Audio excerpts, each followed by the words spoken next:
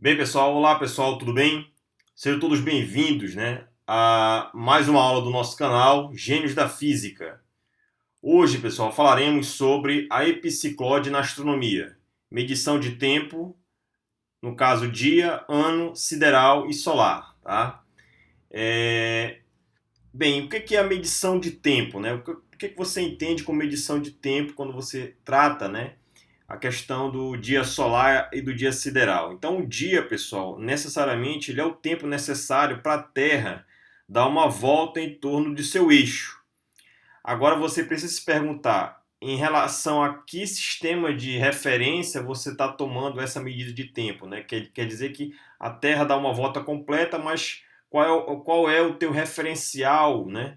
Que vai, digamos assim, que vai te dizer, que vai, na hora de medir esse tempo, qual é o teu referencial nessa análise, né?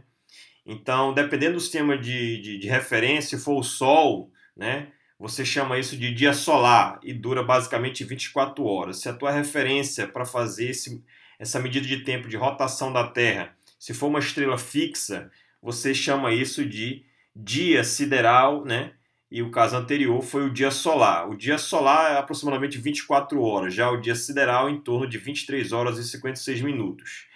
E qual é a diferença, né? Por que há essa diferença entre dia solar e dia sideral? Por que existe uma maneira clara, né, mais lúdica de entender o porquê dessa diferença, né? Como podemos compreender isso de uma forma mais clara, de forma mais, digamos assim, propícia na aprendizagem do conhecimento? Então fique comigo até o final que eu vou tentar convencê-los, né, de como ocorre essa diferença, tá? Me chamo professor João Paulo, essa aula é a aula de número 19. O nosso sumário está dividido da seguinte forma, né? O problema da roda dentada acoplada, tipos de epicicloide, dia sideral e solar e a nossa conclusão. Então, existe aí um problema, né, que é chamado problema da roda dentada, que é esse problema aqui da esquerda, né, dessa foto. Inclusive alguns livros, né, de cinemática da rotação, movimento circular, engrenagens acopladas, lá exercício do ensino médio, muitas das vezes alguns livros estão equivocados nas suas respostas, né? Então eu vou ler aqui para vocês qual é o problema. Então o problema é o seguinte, né? Uma roda dentada com 8 dentes, né, no caso a roda menor, é um par de uma outra com 24, né, a figura aqui abaixo. Quantas vezes a pequena deve girar em torno de seu eixo sem deslizar para dar uma volta completa em torno da grande? Então, se a grande tem 24 dentes e a menor tem 8, você pode fazer a análise e dizer o seguinte: bem, se tem 24 dentes, se eu pegar 24 e dividir por 8, o resultado vai dar 3, né? Ou seja, a engrenagem, a roda dentada menor, vai dar 3 voltas em torno da maior, né? Voltas aqui externamente, ok? Então, se você acha que, se você pensa que essa análise que foi feita 24 dividido por 8 dá 3, se você acredita que isso está certo, né? Está muito enganado, pessoal. Né? Essa roda dentada aqui, ela vai dar uma volta completa em torno da maior 4 vezes. Aí você diz, que tem uma diferença de 1. Como é que você compreende essa diferença de 1 aqui, né? Porque se você dividir 24 por 8 dá 13. E por que está dando 4? Né? Então, no caso, vai ser 3 mais 1, né? Ou seja, vai dar um resultado de 4. Por que isso acontece? Né? Então, para você explicar isso, você precisa estudar uma curva chamada de epicicloide. A epicicloide nada mais é do que uma roda. Se você comparar essa roda dentada como uma roda, um círculo, se esse círculo gira, ele vai girar em torno de seu eixo e também vai transladar em relação a esse ponto central aqui, ó. Então, imagine esse círculo dentado, né, essa roda dentada, girando, fazendo rotação, ou seja, girando em torno do seu eixo e transladando em torno dessa engrenagem maior. Então, esse tipo de situação de um círculo, se um círculo girar e transladar em uma linha reta, como se fosse uma roda de bicicleta, uma roda de moto andando num plano, num piso, isso é chamado de cicloide. Se essa engrenagem, né, uma roda andar, se ela girar e transladar em relação sobre um círculo, isso vai ser chamado de epicicloide. E se essa engrenagem estivesse, né, ela girando dentro dessa engrenagem maior, se os dentes dessa engrenagem maior dessa roda dentada fosse interno e essa engrenagem dentada tivesse girando e transladando aqui dentro, a curva gerada é uma outra curva que é chamada de hipocicloide. Então, essa curva que vai ser gerada devido a esse movimento da roda dentada menor em torno da maior externamente é chamada de epicicloide. Né? Então, a variante desse problema é exatamente isso. Você pegar uma engrenagem, em vez de botar ela para girar e trasladar fora, você gira e traslada dentro. Aí é chamado de hipocicloide. Na hipocicloide, o resultado, se você fizesse essa mesma análise, em vez de dar 3, né, para fora dá 4, que é a epicicloide. Para dentro daria 2, ou seja, um valor a menos. Né? 24 dividido por 8 dá 3, 3 menos 1 dá 2. Então, 2 voltas internas completas e 4 voltas completas externas. Então, para você responder esse tipo de pergunta, você vai ter que estudar um pouco sobre as curvas chamadas epicicloide e hipocicloide, respectivamente. Sem dúvida, pessoal, essas afirmações colocadas aqui, elas parecem um absurdo, né? Porque você não imagina que num problema tão simples como esse, de engrenagens acopladas, você relacionar com algo que não é encontrado nos livros e é de difícil compreensão nesse exato momento, né? Mas eu posso te convencer desse resultado, desse absurdo, tá? Então vamos lá. Então as equações paramétricas, né, para a curva chamada epicicloide são essas, tá? Então a posição em função do tempo, né, uma equação paramétrica, você pode fazer uma abordagem tanto em função do tempo, tá, como em função do ângulo, onde o ângulo será o ângulo polar, né, aquele que varia de 0 a 2π, né, o θ aqui. Então você pode trocar t por θ e fazer esse estudo via coordenadas polares, perfeitamente possível. Mas você pode estudar em função do tempo, seria x de t, r maior seria o raio da engrenagem maior, r minúsculo seria o raio da engrenagem menor, cosseno de t é a função periódica lá, cosseno, r aqui já falei e tal, tá? E tem o t. E já a coordenada y, né, a x é a coordenada horizontal e a coordenada vertical seria y. É a mesma coisa da de cima, é só você trocar aonde há cosseno por seno. E aí fica a mesma equação, 1 é idêntica a 2. E aí, a resposta que eu acabei de responder para todos aqui do problema da roda dentada acoplada é que, em vez de ser 3, vai ser 4, tá certo? Isso parece um absurdo, eu vou tentar explicar por quê. Como provar esse resultado? Na verdade, eu não vou demonstrar nada, vai ser mais visual para você ter uma noção de como é que você pode compreender essa diferença.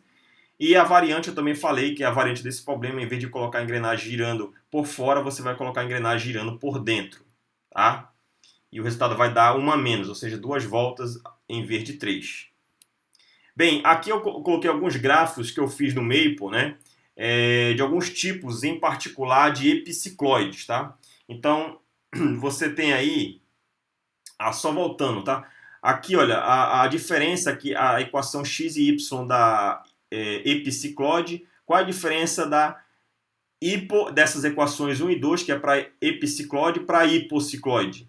Então aqui basta você trocar em x, onde tem mais por menos, onde tem menos por mais, e aqui mais por menos. Aí vai ter a equação x de t para hipocicloide. E na equação para y, você troca o mais por menos, tá?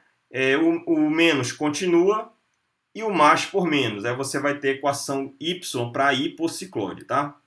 Então aqui, esse fator aqui é R sobre o raio relativo, o raio maior sobre o menor, eu posso chamar isso de uma constante, de um valor K, né? E na hora de plotar o gráfico, isso é muito interessante.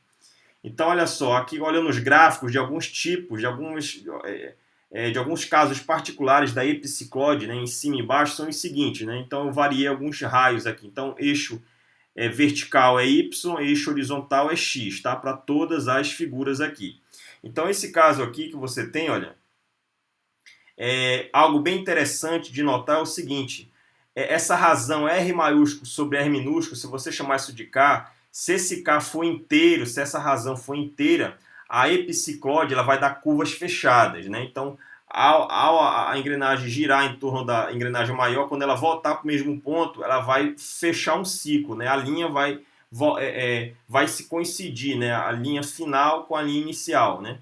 Então a curva é fechada.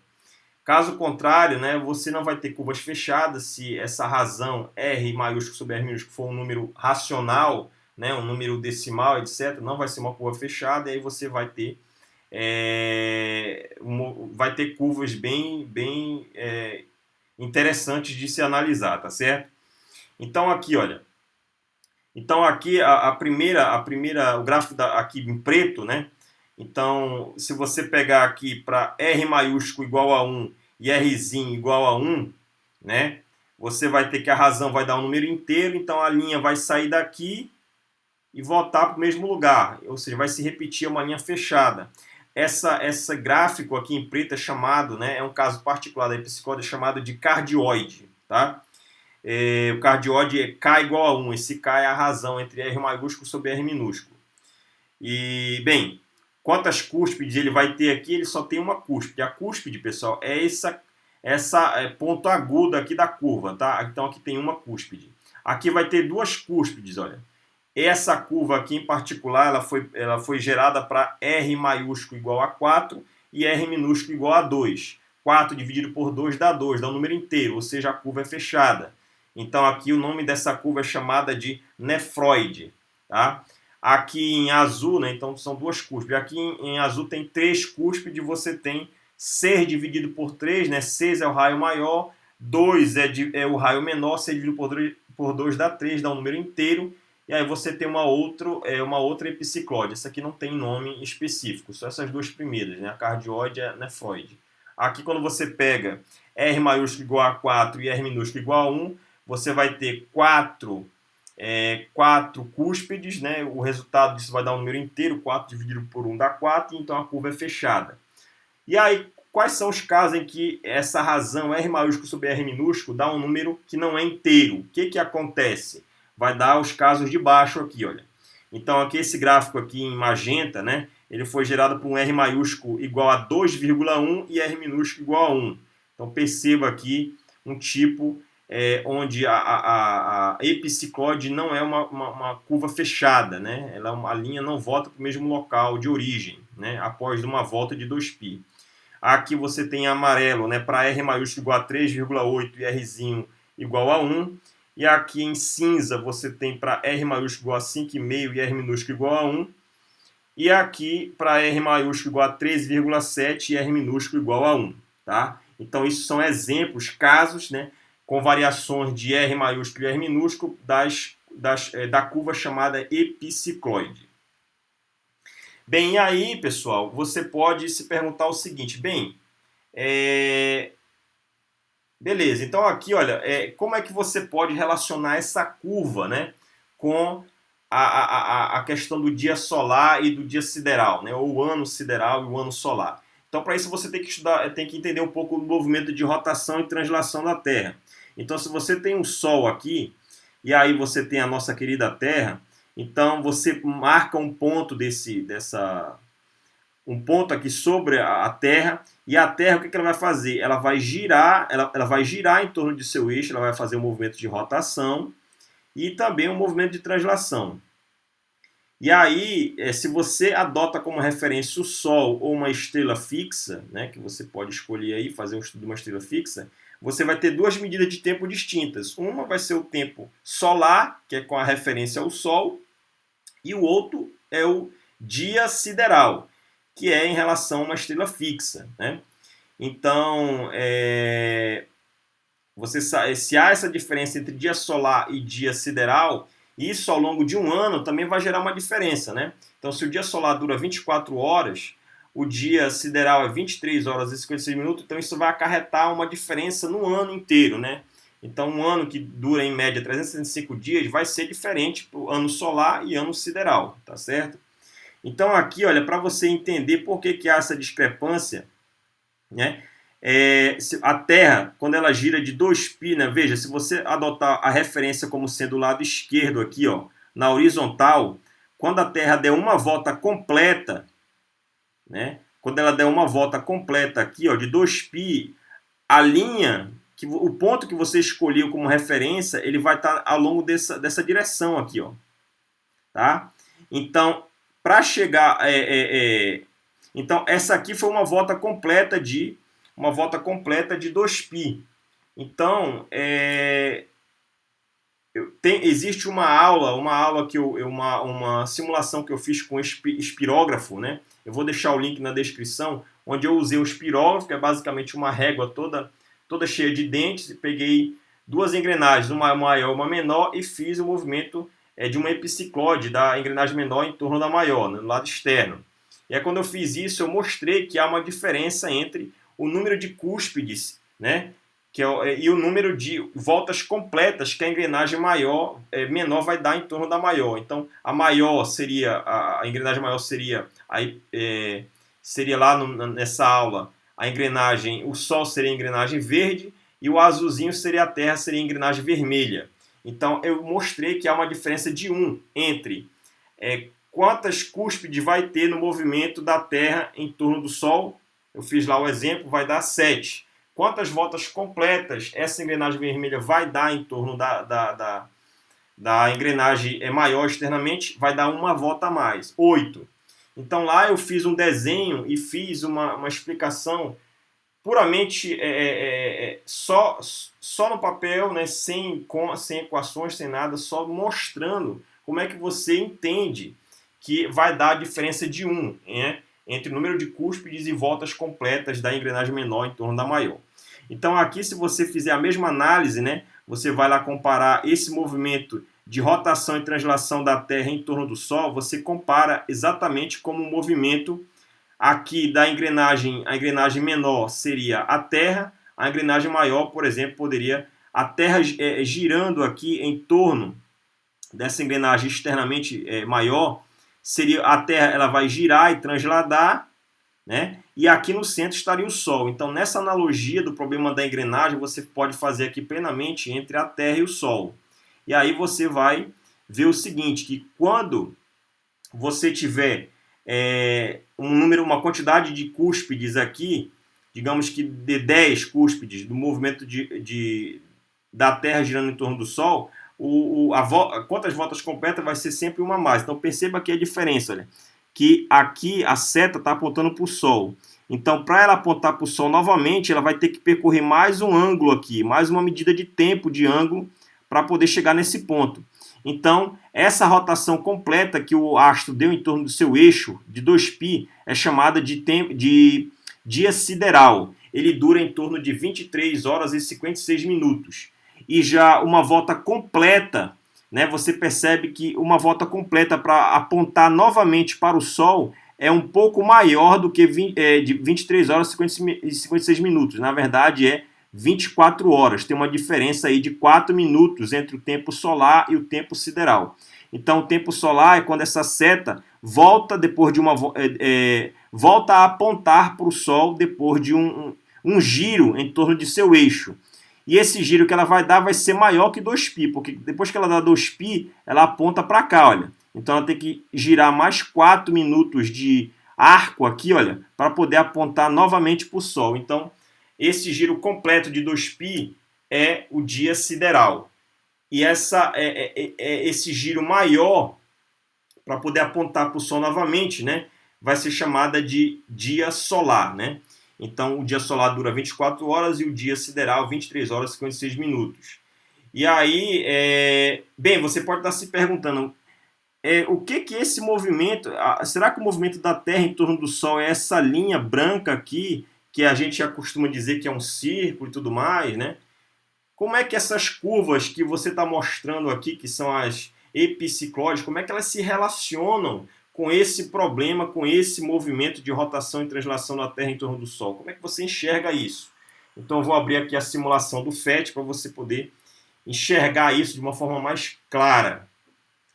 Então eu vou abrir aqui. Então aqui está uma simulação do FET, né, da Universidade do Colorado americana.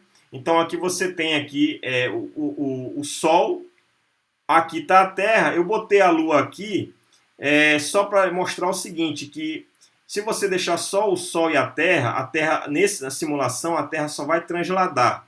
Então não fica muito claro se ela só translada em torno do Sol, qual é a trajetória que ela vai executar. É basicamente um círculo, né? Você pode ver aqui, ó. Vai ser um círculo, a priori. Então, para simular o movimento de rotação da Terra também, porque o que gera as epicicloides nesse problema do dia solar e do dia sideral é tanto a rotação quanto a translação da Terra. Então, são os dois movimentos juntos que vão gerar as epicicloides, tá? As epicicloides. Então, aqui é basicamente um movimento circular, olha, porque a Terra só está transladando. Mas agora, se você escolher Terra, Sol e Lua, a Lua ela vai executar, ela vai desempenhar o movimento da rotação da Terra. Então, imagine que a Lua seja um ponto da periferia da nossa Terra, né, aqui na borda, e esse ponto, além dele girar em torno de seu eixo, ou seja, vai ter uma rotação, a Terra vai estar transladando, ou seja, vai desempenhar uma translação e uma rotação. Então a Lua aqui está mais para indicar um ponto da Terra que está girando em torno dela, ou seja, um movimento de rotação. Uma pessoa que está enxergando um astro, um céu, né, o Sol, uma estrela fixa, tá certo? Então eu vou mostrar para vocês o movimento como é que é. Então tá aí o movimento, né? Vou botar aqui a força, né? Então a gente sabe que a única força que atua nesse sistema é a força gravitacional, né? Que é uma força do tipo atrativa, apontando para o centro aqui da trajetória, né? A velocidade está aí em vermelho, né? Então aqui a velocidade, essa que está sem ser alterada, é a velocidade tangencial, e essa que está mudando aqui, o vetor velocidade, mudando o modo, direção e sentido, é a velocidade angular, né? Perdão, é a velocidade de rotação, né? Então tem duas velocidades. Para você fazer essa análise, tem a velocidade tangencial de translação da Terra em torno do Sol e tem a velocidade tangencial de rotação dela em torno de seu eixo. Então a soma dessas duas velocidades vai dar a velocidade resultante da Terra em torno do Sol, tá? Então uma é a velocidade tangencial de rotação, devido ao movimento de rotação da Terra em torno de seu eixo, que é basicamente 24 horas, né, a duração, né? E aqui é o movimento a velocidade tangencial da Terra de translação, né, em torno do ano, né, em torno do Sol ao longo do ano, que é 365 dias basicamente. Então o vetor azul aqui é o vetor força gravitacional, os vetores vermelhos são os vetores velocidade tangencial de translação e de rotação da Terra. Então vamos lá, olha, o movimento aí. Então perceba que a curva aqui magenta aqui, olha, essa curva aqui é muito parecida com a curva chamada epiciclóide, aquelas que eu mostrei lá na nossa apresentação da nossa aula, né? Então perceba aqui a epiciclóide surgindo no movimento de rotação e translação da Terra em torno do Sol, tá? Ok? Então as cúspides, pessoal, são esses pontos agudos aqui, ó. Então se você contar o número de cúspides que tem aqui, que é quase 12, nesse experimento aqui que está sendo feito, virtual, tem 12 cúspides, tem 12 pontos desse aqui agudo, olha. Então, o número de cúspides, se há 12, quantas voltas completas a Lua vai dar, né? A Terra vai dar em torno de si mesma no seu eixo, vai dar 8. Você pode fazer essa análise aqui, ou lá no meu link da minha aula, que eu vou deixar aí na descrição, para você olhar como foi feito no espirógrafo, que é basicamente uma régua que permite você girar um círculo dentro de outro ou fora de outro, tá? Vou parar aqui, vou voltar lá para a nossa aula, né, a nossa apresentação. Bem, então aí, pessoal, veja só, né? Lembra que o movimento é muito parecido com esse aqui, ó. Só que são vários, né? Então é como se fosse esse aqui, ó. Então é um tipo de epiciclóide, perceba? Então aqui, olha, o dia solar tem 24 horas, tá? E o dia sideral tem 23 horas e 56 minutos. O movimento aparente que o Sol faz em torno da Terra, pessoal, na verdade, o Sol, a gente sabe que ele nasce no leste e se põe no oeste. Esse movimento fictício, aparente do Sol é chamado de eclíptica, tá? Ele nasce no leste, o Sol, e se põe no oeste. Mas, na verdade, não é o Sol que está saindo no leste e se põe no oeste. Isso é um movimento aparente. Por quê? Porque é a Terra que gira no sentido contrário, do oeste para leste, e causa a sensação de que é o Sol que está se movendo no céu, tá certo?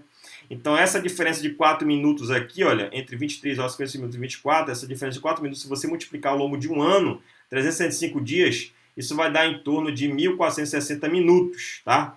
E se você dividir isso por 60, porque a gente sabe que uma hora tem 60 minutos, então se você quer converter de minuto para hora, você divide por 60. Dividindo por 60, isso aqui vai dar basicamente quase 20, um pouco maior do que 24 horas. Então, essa diferença de 4 minutos aqui, por mais que seja pequena ao longo do dia, mas ao longo de um ano, isso gera uma diferença de um dia a mais ao longo de um ano. Então, isso é muita coisa, tá?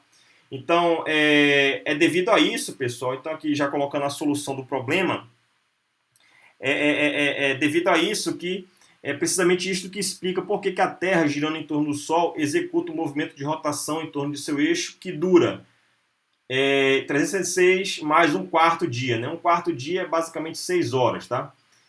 E não, né? Então, esse movimento da Terra girando em torno do Sol é 366 dias mais um quarto, né? Que é 366 dias mais 6 horas, e não 365 dias mais um quarto. Então, a diferença de 1 aqui, olha. Então, essa diferença de 1 você pode explicar através do movimento de rotação e translação da Terra em torno do Sol, né? Associar isso com dia solar e dia sideral, e a curva epiciclóide é fundamental para compreender essa diferença, tá?